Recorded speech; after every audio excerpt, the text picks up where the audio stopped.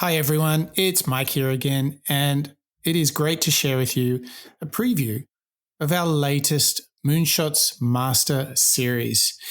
This series is where we collect all the wisdom that we've learned from over 140 plus shows. And what we do is we study a particular topic and we bring all the best clips and practices together so you get your own little masterclass. And what you'll get in each of the Moonshots Master Series is a show dedicated to your personal transformation, or perhaps to problem solving, decision making, thinking better, all that kind of good stuff. Or lastly, it will be about leadership. Those are the three big buckets that all the Moonshots thinking fits into: personal transformation, thinking better, and leadership. That's right. And we pick all of those great clips from superstars, entrepreneurs, and authors and wrap it all up together. Now, you're only getting a preview of this. If you'd like to listen to the full show, get all the tools and all the goodies that comes with the Moonshots Master Series, visit moonshots.io, click on the members area, and sign up. Be our patron. It's only $1 a week, and you'll get a complete masterclass just for you every single month. So head over to moonshots.io and become a member. But for now, enjoy the show.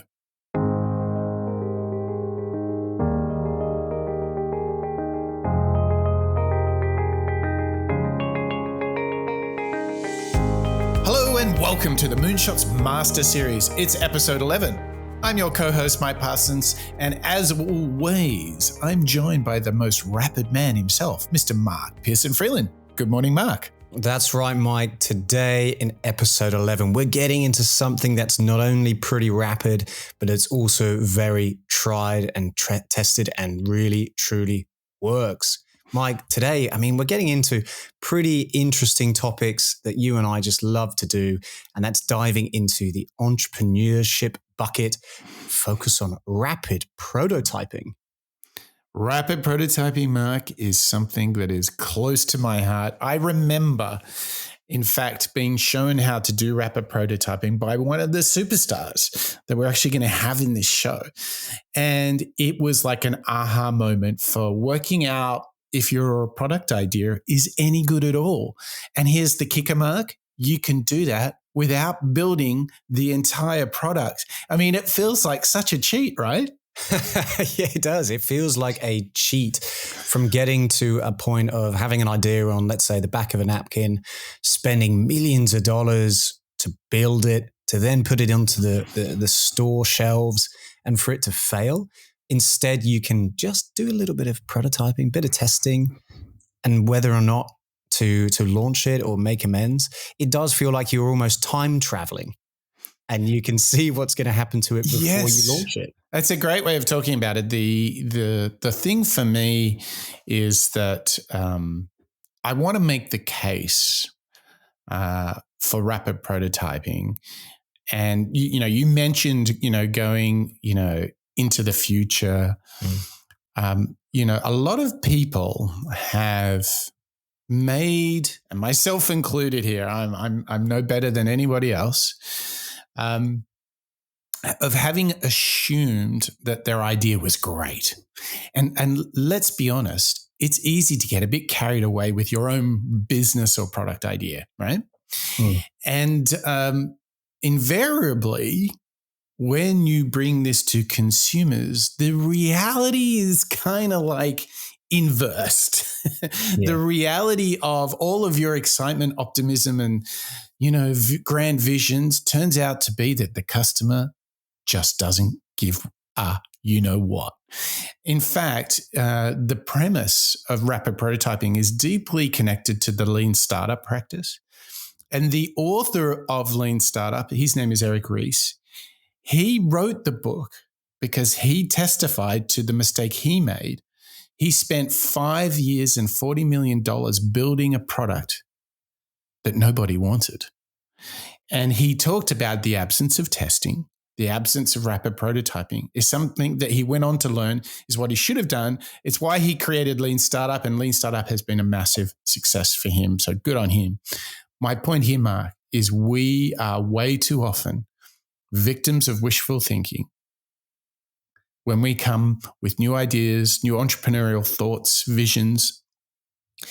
However, we can all get through that if we embrace rapid prototyping. If we test our ideas in a lightweight form early on, not only will you test the idea and work out if it's any good, you'll make it better. That is my promise, Mark, of what we're going to do together in this show. What do you think? I mean, that is a good proposition there, Mike. So it's not only coming to terms with that painful experience of learning that your customers don't really like your product. How do we get over that pain? But also understanding the value that can come from it. You make the amends, you launch it, and it gets better. I mean, I'm ready for that master series. This is a topic close to you and I. We've done this before in our careers. It's certainly something that I think we both enjoy doing. So where do we start, Mike? Well, I think what we're going to do is paint a huge picture of just how rapid prototyping really does lay behind some of the greats. Whether you talk about Thomas Edison and the light bulb, famously did 10,000 prototypes. Whether we talk about some of the most cutting edge digital makers of today, everybody who's making product, particularly those making physical product, is using rapid prototyping. So let's go to one of the granddaddies of them all. Let's go to Walt Disney and listen to how rapid prototyping was part of his success.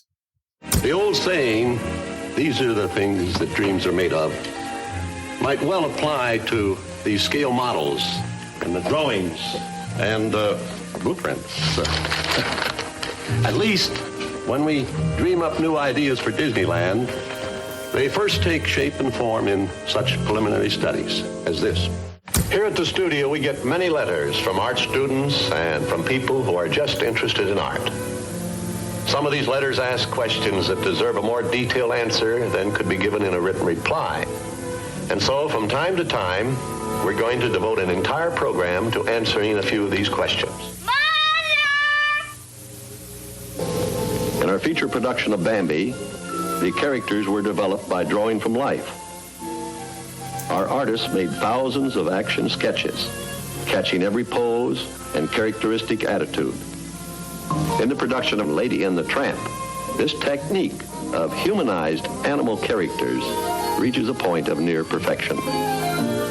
We first tried this approach to humanized animal animation in one of our early silly symphonies. For this project, we brought some kittens into the studio and let them play and roam about as they pleased, while the artists made sketches and collected ideas for the kitten story. The result of this experiment was the Academy Award winner of the year 1935, The Three Orphan Kittens. I mean, straight off the bat, Mike, you want proof that testing, prototyping, gradually improving designs and so on over that period, it can get you an Academy Award. You know, I think that already is making the case of doing this testing, don't you think? Yeah, and I think when I hear like greats like Walt Disney were doing this, it's a bit of a reveal, isn't it? It's like, oh, they're creating these models, they're testing, they're learning, they're refining. It makes so much sense. You almost have this vision of the craftsman polishing away, making a prototype, testing, polishing again. I mean, this truly is something, it's not brand new. It's been around for ages. And I think what we should do before we kind of jump into the modern day, where we look at some more recent examples of people who are using rapid prototyping, I'll tell you there's somebody else who's always crafting away, improving the work they do and themselves, Mark, and that is our members and our subscribers. I think we deserve to acknowledge their contribution. Maybe a tip of the hat, Mark. That's right, a tip of the hat and a real celebration of all the prototyping that you guys might be up to in the rest of your time, aside from listening to the Moonshots Master series. So maybe mark their prototyping while they listen to the show.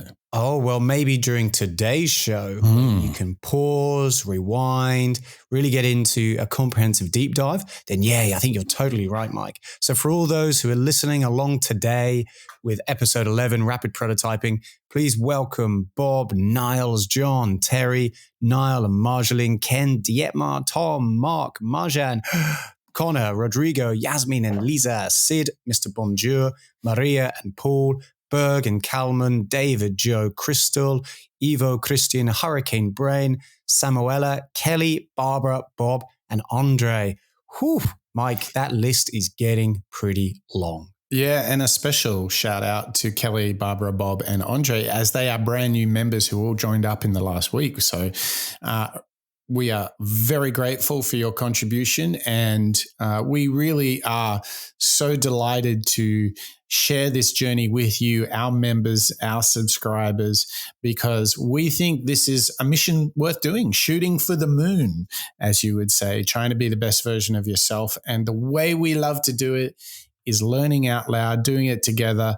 And we really are thankful. We are grateful for your contribution. It helps us pay some very important bills that we get as part of doing this show. But more importantly, you're part of something where we're all trying to do things just that 1% better every single day. So thank you so much to for your patronage, for your membership, for your subscription. We really do appreciate it. And in return, we want to kind of shine the light on one of the greatest prototypers of them all. His breakthroughs are tremendous, whether it's the vacuum cleaner, the hairdryer. Basically, if air's moving, he's innovated with it. He's convinced us to pay thousands of dollars for a vacuum cleaner, which when I was a little younger would have sounded totally crazy, but that is the reality of today. That is the reality of the work of none other than not only Mr. James Dyson, but Sir James. That all we'd hear was sort of banging and crashing and soaring, and there were, honestly, every day there was a development and then a failure and a development and a failure. I'd be able to do about one test like that a day, and I'd get in the next day and make a different cyclone and do another set of tests. Day after day, month after month, as it turned out, year after year. Apart from that, we had a normal family life. He was on his own for quite a long time before he started getting the odd person in to help him. Life in the coach house at that time was probably quite similar to a lot of small businesses. First book, September 89. And it was sort of quite a magical place back then, you know. Everybody was very busy. Everybody knew exactly what they were doing. There was great esprit de corps. Draw up designs, get a prototype made downstairs in the workshop. So if you phone up downstairs, they say engine room. Maybe at the end of the day, we'd go down and sort of help out. And we hadn't got a salesman, we hadn't got a production manager. We had none of the structure and organisation that you have when you set about manufacturing something. We were merely a group of engineers developing a product at this stage. And I can remember the day when we actually made 100 machines, and that was sort of like a big sort of threshold to get to. You know, a small team of 2 or 3 people had achieved a full-on production line. It was incredible. Yeah, the speed with which it all changed. In the third year of college, from everyone talking about Philip Stark, Ross Lovegrove, Richard Sapper, you know, Alessi, to everyone talking about Dad in lectures in the third year. This is the designer of the future. This is a businessman, and this is someone who actually manufactures what they've invented. And it made me extremely proud, and I sort of realised then, in fact, how unique he was and what he'd achieved. I mean, Sir